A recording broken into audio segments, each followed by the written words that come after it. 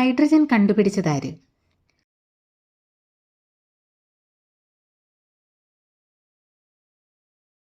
ഉത്തരം Henry Cavendish.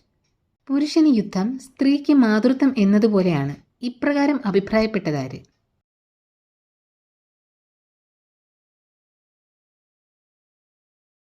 ഉത്തരം Benito Mussolini. ഹിറ്റ്ലറുടെ നേതൃത്വത്തിലെ Nazi ഭരണകൂടം പ്രത്യേകം തയ്യാറാക്കിയ കോൺസെൻട്രേഷൻ ക്യാമ്പുകളിൽ ജൂതരെ കൂട്ടക്കൊല ചെയ്ത സംഭവം ഏത് പേരിൽ അറിയപ്പെടുന്നു?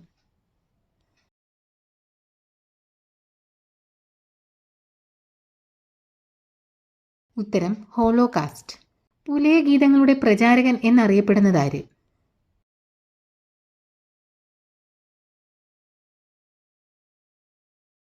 ഉത്തരം കുറുമ്പൻ ദൈവത്താൻ.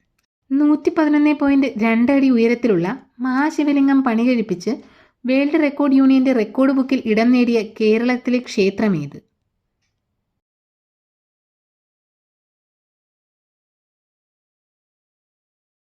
ഉത്തരം ചെങ്കൽ മഹേശ്വരം ശിവപാർവതി ക്ഷേത്രം, തിരുവനന്തപുരം.